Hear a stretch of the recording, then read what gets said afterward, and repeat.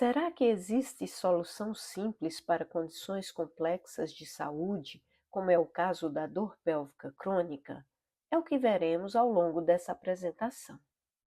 Muitas vezes você já se sentiu sozinha, incompreendida lidando com a sua dor? Pois saiba que não, você não está sozinha.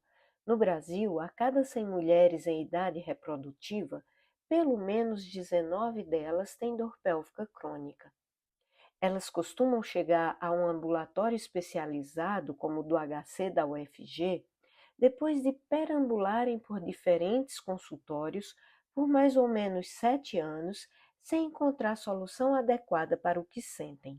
Além disso, ao chegarem ao ambulatório, a intensidade da dor costuma estar severa, maior do que 7 numa escala de 0 a 10, perdurando mais da metade do mês. E claro que isso tem repercussão negativa na vida como um todo dessas mulheres. O relacionamento conjugal fica comprometido, a vida familiar se torna difícil, o seu desempenho profissional cai e muitas delas perdem o emprego por precisarem se ausentar com frequência para o tratamento. E o que dizer da vida social quando se está com dor? Além disso, muitas têm sua fé abalada por não conseguirem melhorar. E qual é a expectativa natural das mulheres com dor pélvica crônica? Que os médicos identifiquem uma lesão que justifique o que elas sentem e que essa lesão seja retirada, que haja um remédio que resolva a dor, ou que se retire seu útero na tentativa de melhora, ainda que seu útero não esteja doente. Mas acabam se deparando com a seguinte realidade: um terço delas não tem lesão alguma detectável e outro um terço tem algo que não justifica a dor.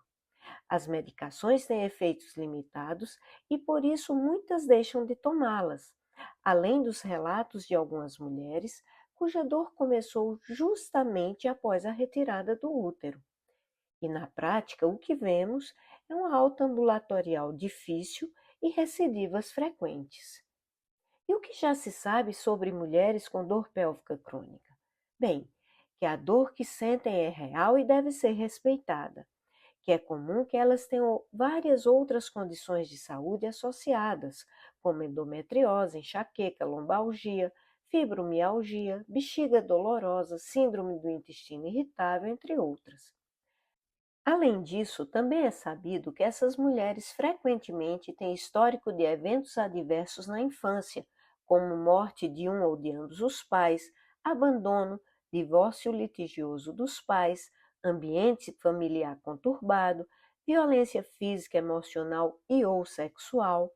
Elas também têm mais ansiedade e depressão do que a população em geral, além de apresentarem com frequência um traço de personalidade conhecido como catastrofização, que resulta numa amplificação negativa da experiência de dor. Até aqui, você se identificou com alguns desses dados? Parece que estou falando de você e da sua história? Pois eu a convido a uma reflexão. Você sabia que a Organização Mundial de Saúde define saúde como um estado de completo bem-estar físico, mental, emocional e social, e não somente a ausência de enfermidades? Sendo assim, será que é possível ajudar efetivamente as mulheres que têm dor pélvica crônica, focando apenas no aspecto físico do problema? Qual seria então o melhor caminho? Bem, o primeiro passo é entender como o nosso organismo funciona. Todos nós temos um sistema nervoso que foi projetado para garantir a nossa sobrevivência. Para isso, ele é equipado para detecção e avaliação de riscos e manejo das situações. Por exemplo, se enfiamos a mão no prego, é o sistema nervoso que faz com que retiremos a mão imediatamente para não aumentar a lesão. Também é ele que faz com que tenhamos respostas reflexas rápidas, nos desviando de um animal peçonhento, como a aranha, por exemplo, antes mesmo de pensarmos a respeito. É o sistema nervoso que percebe nosso ambiente interno, como fome, sede, frio, calor. Ele também avalia nossas interações com as pessoas, através do tom de voz, expressões faciais, movimentos da cabeça, se estamos sendo bem-vindos ou não, se podemos nos aproximar ou se é melhor manter distância. E se um risco é detectado, quer esse risco seja um vírus, uma bactéria, um corte ou uma fratura, por exemplo, o sistema nervoso vai atuar imediatamente em nossa defesa com a ajuda de outros dois sistemas, o endócrino, que produz hormônios e mediadores pró-inflamatórios necessários à reação, e o imunológico, que lança mão de suas células de defesa nessa ajuda. O interessante é que a resposta é parecida se o perigo detectado for um relacionamento tóxico. Mas algo é importante: passado o perigo, todo esse sistema precisa ser capaz de bloquear a resposta de defesa para que o organismo se recupere. Mas e se o sistema nervoso estiver desregulado? O que acontece? Bem, os resultados são percepção amplificada e distorcida de dor, reações inflamatórias exageradas, infecções de repetição e dificuldade de vínculos e de convívio social. Isso lhe soa familiar? E eu imagino que você pode estar se perguntando: como o sistema nervoso se torna desregulado? Será que o meu já nasceu assim? Na verdade, todos nós nascemos de certa forma imaturos. Partes desse sistema complexo neuroimunoendócrino continuam a se desenvolver em termos de estrutura e de função, principalmente no início da infância, na adolescência e algumas dessas partes até o início da vida adulta. Também a nossa psique segue se desenvolvendo, criando estratégias de sobrevivência e traços de personalidade para lidar com as experiências da vida. Além disso, desenvolvemos modelos internos de eu e de outros, como vemos a nós mesmos e o mundo ao nosso redor. E qual é a repercussão disso?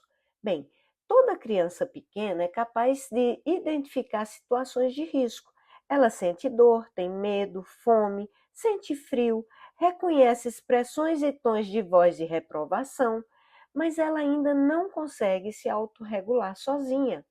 A criança precisa de adultos que a ajudem nisso, papel exercido principalmente pela mãe, pelo pai e por outros cuidadores primários. Toda criança precisa de uma base segura de cuidado e afeto, além de estímulo a dar passos por si mesma, a ter uma autonomia progressiva. Isso caracteriza uma parentalidade ótima que leva a um bom desenvolvimento e vínculos seguros no futuro. Entretanto, a falta de cuidado e ou uma superproteção com tendência a controle excessivo caracterizam tipos de parentalidade disfuncionais, com impactos negativos de longo prazo em diferentes aspectos da vida da pessoa. Além de vínculos inseguros, estilos parentais disfuncionais associam-se a baixa autoestima, crenças na falta de capacidade para resolver seus problemas, tendências a emoções negativas, preocupação e medo de rejeição, além da tal catastrofização citada antes, aquele traço de personalidade que amplifica negativamente a experiência da dor. E também sintomas como dor pélvica crônica, sim, a dor pélvica crônica, foco dessa apresentação, e outros que já mencionei, enxaqueca, fibromialgia, depressão, ansiedade. Um segundo passo importante é reconhecer o que aconteceu e talvez ainda aconteça com você, além da dor pélvica em si, pois a gente só consegue mudar aquilo que é capaz de perceber, de enxergar. Em pesquisa realizada no Ambulatório de Ginecologia do HC da UFG, baixo cuidado materno foi mais frequente em mulheres com dor pélvica crônica. Elas também sofreram mais violência física e tinham mais conflitos nos relacionamentos do que mulheres sem essa dor. Além disso, 25% das participantes não tiveram contato com o pai por diferentes motivos. Quanto mais as mulheres com dor pélvica crônica se sentiram controladas e ou superprotegidas pela mãe, mais catastrofização elas apresentavam. E quanto mais catastrofização, maior a intensidade da dor, mais ansiedade e mais depressão.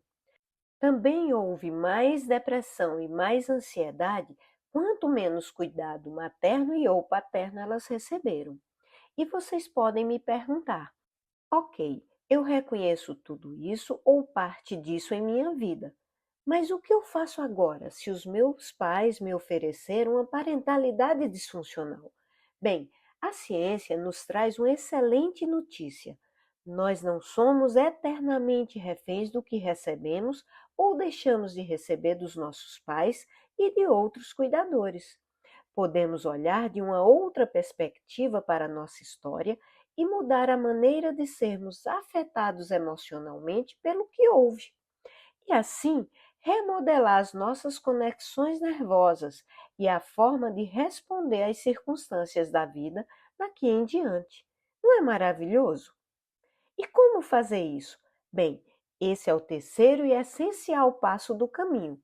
Assumir o protagonismo da sua vida, do seu tratamento, um tratamento que exige a integração de várias abordagens associadas aos remédios e cirurgias que forem necessárias, que pode incluir fisioterapia, orientação nutricional, psicoterapia, atividade física, educação sobre a dor e também a constelação familiar, uma abordagem filosófica que já ajudou na redução da intensidade da dor e na alta de mulheres desse ambulatório. Assim, dando passos diferentes dos que deu até aqui, uma nova era, um novo tempo pode surgir para você. Encerro agradecendo às participantes da pesquisa de minha tese de doutorado, cujos dados foram citados nessa apresentação. Eu sou a doutora Vânia Meire Siqueira Campos, médica anestesiologista e pesquisadora sobre dor pélvica crônica e sobre vínculos parentais.